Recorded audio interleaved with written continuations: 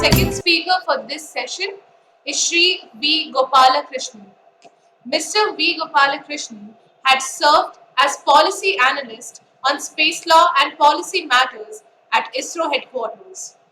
His overall professional experience over 30 years in ISRO includes a good blend of techno, managerial, and legal aspects of space activities such as transfer of technology, IPR management, international cooperation, strategic security, and space law and policy topics. He had been a member of Indian delegation to various international forums such as UN Corpus, UNIDR, UNI Droid, and MTCR, Technical Experts Meeting. He has worked on the formulation of the first draft legislation on the space activities in India. He has co-edited 3 publications on space law, contributed chapters to a few publications on space law, and presented papers in various national and international forums. He is a member of the International Institute of Space Law and a fellow of the Institution of Engineers under Aerospace Area, India. Currently, he is the advisor in the V.S. Money Center for Air and Space Law at GNLU, Gandhinagar. We welcome you, sir, for the session. Thank you very much. Good afternoon. It's the most popular topic in these days, space resources utilization. My point of discussion will be on need for a cooperative approach. Let us go to the slide. First, let us see what are the space resources. This slide I could get from the planetary sciences, this thing, and it shows the in concentric circles what are the space resources that are available, what are the current activities, and what are planned and all. So in the peripheral circle, whatever you are seeing are all most of things made available. Like current practice, manufacturing in the microgravity, space, solar power, etc., etc. And here, whether the GPS communication satellites, all the peripheral things are all almost somewhere or other there, commercial activities. And what is most important is more we go inside the inner circle, that is what is ultimately we are looking for. That will be the ultimate effect of space resources exploitation and utilization, where it is mentioned as propellant manufacturing and oxygen recovery from Mars, the atmosphere, and habitats from regoliths, etc. So this is the ultimate thing. The peripheral thing, and we are all going on. So the space. This is a good slide showing the space resources and how it can be utilized. So I thought I should show this slide as an introduction as to what we are discussing. Otherwise, we are confined only with respect to regoliths and what are available in the lunar and celestial bodies, and the definitions given by the recent acts like US Act and all. Why these space resources are becoming very important. The Clementine Iron Map was made by US satellite, Clementine mission, and Chandrayaan-1 of India in 2008. So these things have created the interest in space exploration. Before that, there was interest in lunar resources, that helium is available in abundant quantity and all we wanted to extract, and suddenly it was stopped. Lunar missions were stopped. Again, it was rejuvenated with these recent missions in later in the first 2005 onwards, with more missions from Japan and India and other countries also. And if you see the high value asteroid materials, why this is all becoming so important, it shows the quantity of and value of the materials. One side it is showing volatile materials, another one industrial materials like cobalt, nickel, ferrite, and all these things, and high value items like platinum group of materials, rubidium, platinum. All these things are available. So if you see these kind of materials, if you are able to recover, and these things will definitely be adding value to the works and requirement of the humanity. That's why there is a rush to extract asteroid material resources or other celestial body resources. And this is the overall space economy. Somewhere I could see this picture. So it shows that it will be $1 trillion industry. It is going to come up in the future, but if not today, at least in another 20, 30 years, it may happen. So that is why there is a need, there is an interest. They are all existing in international scenario. And let us, for the sake of completeness, I have to touch upon the legality of space resources. Article 2 of the outer space treaty, everyone has talked since morning. Many people also, Professor Sandeep Bhatt also has talked about this. Yes, it is a non-appropriation principle is conveyed through this article. It is a non-appropriation by claim or sovereignty or by means or use or occupation by any other means. So it is very categorically it states. But now this is being misinterpreted or interpreted to a convenience, and many other activities or many domestic level acts are also being passed. Then Article 3 about a space treaty, where it says in accordance with international law and including Charter of United Nations. So these two are the governing things which we can take reference for this lunar space exploration things.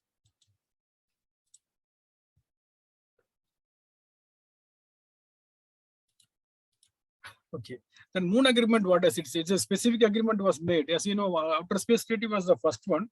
Later, it has gone birth for other agreements like conventions, registration convention, liability convention, SU agreement, and finally it ended up with Moon Agreement, which was not, which was most unpopular UN treaty, and with only 18 ratifications till now.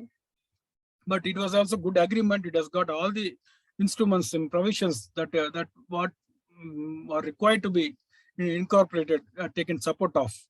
Okay, Article 4, it is all exploration, whatever is repeated in or mentioned in the outer OST, Outer Space Treaty, or repeated in this. And Article 6, principle of scientific investigation without non-discrimination principle, everything is also conveyed. And Article 8 permits exploration use on or below the surface. It permits for scientific investigations. There is no problem. Placement of personnel, space vehicles, equipment, facilities, stations, and installations. Everything is allowed for all for scientific purposes. Okay, but what is not allowed? Actually, let us see. What is the contention with this? That was Article 11. Article 11 was most contentious one, which thwarted the ratification or participation of many nation states like spacefaring nations, advanced spacefaring nations, strictly speaking. It was the main problem was the common CHM principle, the common heritage mankind principle. So it was, though it was taken from the law of sea, but here it was not accepted actually. The moon and other its natural resources are the common heritage of mankind. So that principle was not fully accepted by many countries. And the national appropriation already was accepted in the Outer Space Treaty also. Right of ownership was prohibited. And right to exploration and use of moon without discrimination, that is also accepted. The next problem, contentious point, was establishing an international regime, including appropriate procedures to govern the exploitation of the natural resources of the moon in accordance with Article 8. Such exploitation is about to become feasible. That was when it's about to become feasible. Article 8 is for revision of Moon Agreement, amendment of Moon Agreement. Okay, when it has become possible, it was not done in 1979. Now that I feel it is definitely it is the right time to do. It is become possible, and more countries and their private agencies are rushing towards moon. So is this not the right time? So it should be done. So, but still it was not done. Why it was not accepted? Next point. So the main purpose of this regime was made as orderly and safe development of the natural resources. No problem. But main problem was with the rational management of these resources. Those resources, rational management. So that is a contentious point. Then expansion of opportunities in the use of those resources, no issue. Then further thing is an equitable sharing by all states parties in the benefits, whereby the interests and needs of the developing countries as well as the efforts of those countries which have contributed to the exploration shall be given special consideration. So these special considerations also taking care of the developed countries or advanced spacefaring nations which have put effort in terms of technical effort or financial investments, that is also being addressed. But somehow this clause also was not accepted. So because of this article, the Moon Agreement per se, entire thing was not accepted by most of the spacefaring nations.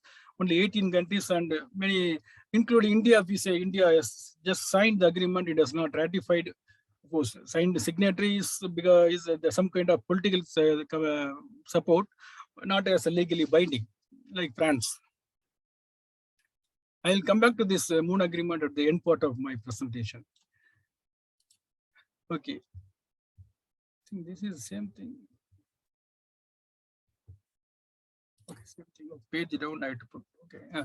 Then now, after this recent developments, if you see, in the recent past, starting from 2015 onwards, there are a lot of domestic level acts, legislations are being enacted. For example, 2015, the US took the lead. They made an enacted a law called US Commercial Space Launch Competitiveness Act 2015. It was enacted on November 25, 2015. The Title 4 of this act included a chapter called Space Resources Exploration and Utilization. That includes definitions on space resources, asteroid resources, rights of US citizens and space resources, US citizens on space resources to engage in commercial exploration and for commercial recovery for space resources. So this is what is the most important point. Rights of US citizens on space resources for commercial purposes. So that is being provided by this act. And at the end, there is a disclaimer note saying that your state is not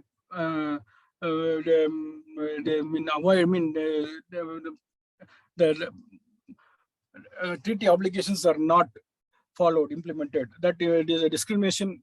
A disclaimer note has been included in that. So they escaped since they disowned their responsibility in that. So, but whereas they allowed all the provisions to enable their citizens, but they, at the end, they said that the country per se is not violating the treaty obligations. That's what the disclaimer note says. Followed by that, Luxembourg also followed an act. Model Act was made in 2016. Then it became passed the act on 13 July 2017, which came into force on August 7, 2017. So in this act, they are given provisions for all other countries to register and engage in the lunar space activities. That's what is important point.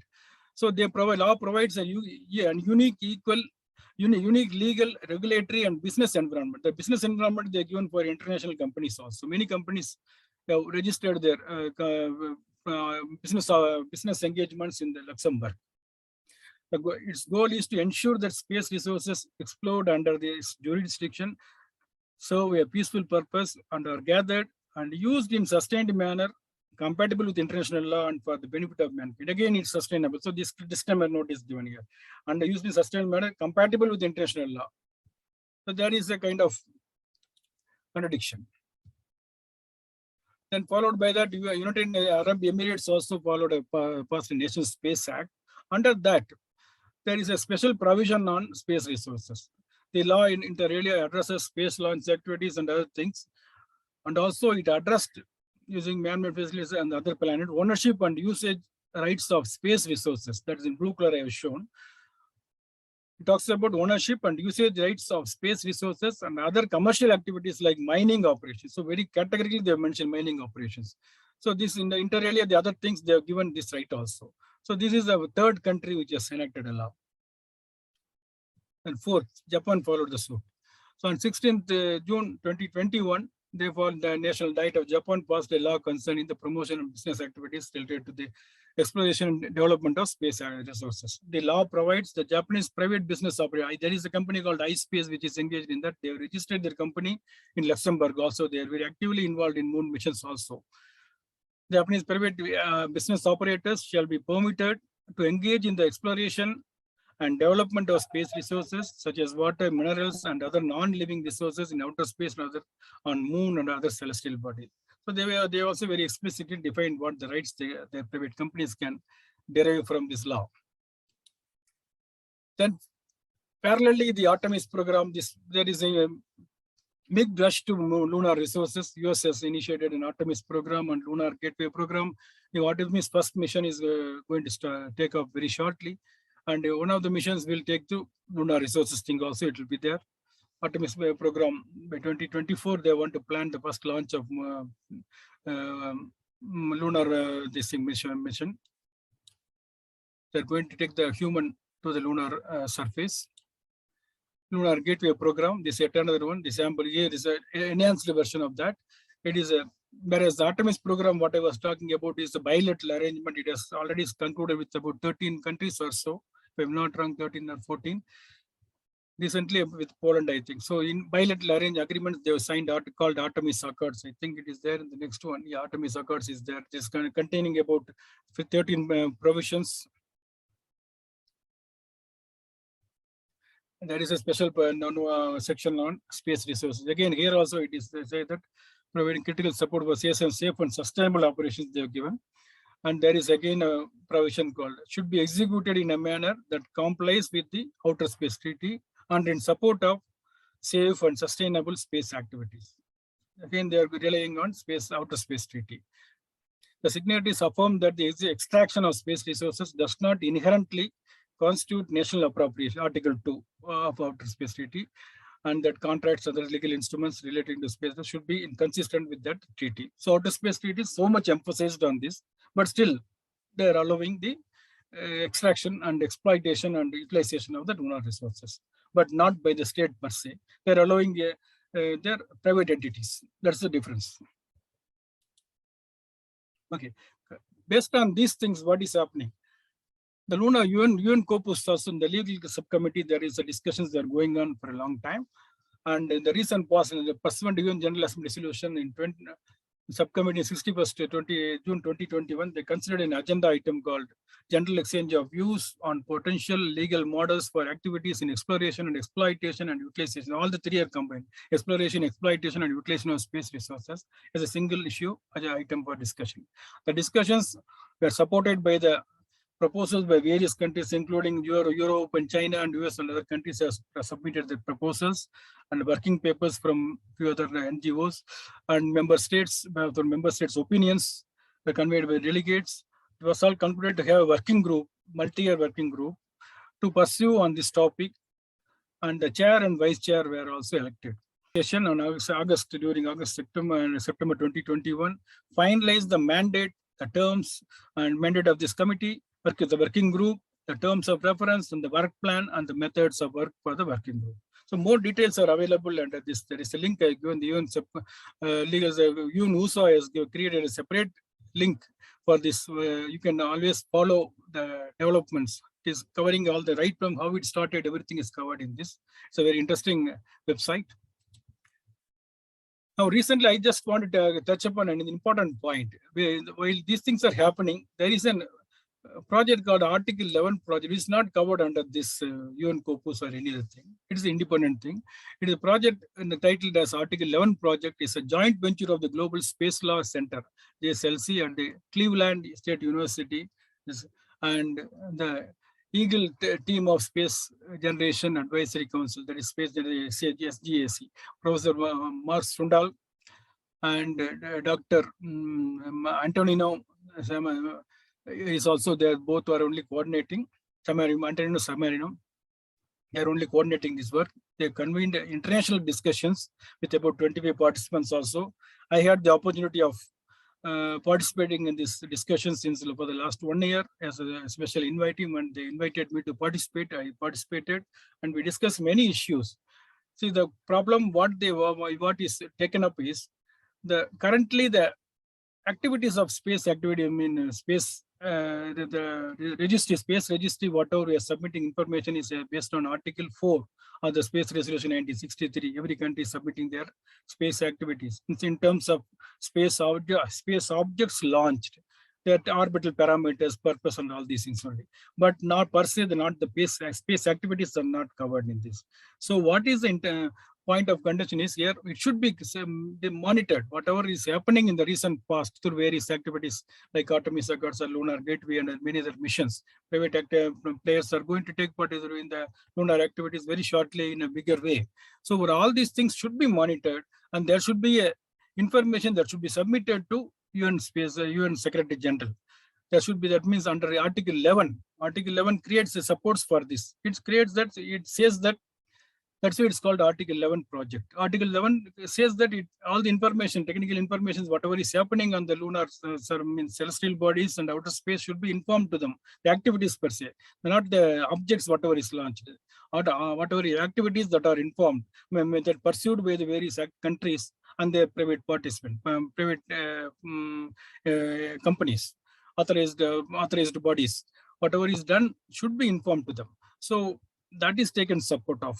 And now this project has been taken up by this in the group, and there is its international body group. The paper also was submitted in the last International Astronomical Congress. And now you can see the objectives of this. What are sharing information on the about lunar activities is critical for the following reasons: to ensure transparency regarding the peaceful nature of space activities, to avoid harmful interference, to enable operators to act with the due regard. The due regard principle is most emphasized. So that is very important with respect to the interests of others. This is what is given in the Article 11. So this is very much important. So this project, this report proposal is going to be submitted in the next week, the legal subcommittee, which is going to start from the next week. That's what the Professor Mars Sundal has told me. So it is going to be taken up. It will be put on international considerations. If it happens, it will be good for this thing. So the ultimate aim is to create a international space activities registry, not space objects registry, space activities registry under Article 11. So every country, whoever is performing any action, any activities on the lunar or any celestial bodies, they should inform the UN subcommittee, sorry, UN Secretary General. A format also has been generated as to what kind of information they have to give. So those things are available in this website. There is the URL given at the end. Kindly go through that and you can support this. It is an international effort. So now I will come to Article 18 of the UN Treaty, whatever was given. After 10 years of entry into force, in the light of the past application of the agreement through the provisional agenda of UNSA, UN General Assembly, the agreement with one-third of the state parties, a revision can be called for. A review conference can be conducted. That's what it says. So under this, with this background, I just thought whether the Moon Agreement can be revisited. That's what. So whereas one side, the domestic legislations are being passed by various countries, and there is another, I forgot to mention about the building blocks made by the Hague Space Research Working Group. That is also excellent work they have done it. I'm sorry, I didn't, the slide is missing on this. When I was reducing the number of slides to match the 15 minutes time, I missed that slide. I'm very sorry. So that also is interesting. So so many things are happening. And there is a working working group mode is discussions are going on in UN Corpus Legal Subcommittee. When these things are happening, why not the Moon Agreement, which has already been passed by the UN General Assembly, which is a completely ratified agreement, it can be modified. There is a provision. There is a provision for establishing international regime. There is a provision for amending the agreement. Everything is available. Whatever is being discussed, how it can lunar resources can be explored. Exploring already available, exploited or utilized. Such kind of guidelines can be formed, and it can be put as a protocol. This is additional protocol. This Moon Agreement, that is possible. Moon Agreement has already been ratified by passed by UN General Assembly. It has been ratified by some few countries, and it is in effect now. It is effective with the, I think 5 countries have to ratify, I think, but now it is effective agreement. So an additional protocol can be made to support the lunar resources, lunar or any other celestial body resources, and as to how they can do the resources and how they should inform the activities, now it can be commercially exploited so that the sustainability of the lunar space resource activities can be continued for a long-term basis. That's what is my contention. So point of discussion is that I would like to stop at this point. My final submission is we should take up the revision of Moon Agreement under this purview of the UN Legal Subcommittee, and finally, ultimately, an additional protocol can be finalized, which allow legal sanctity. Additional protocol to the existing Moon Agreement will have 100% legal sanctity, whereas other guidelines or other things are will not have legally binding effect. They are only guidelines. So with this, I will stop. If any questions are there, kindly pose the questions to me.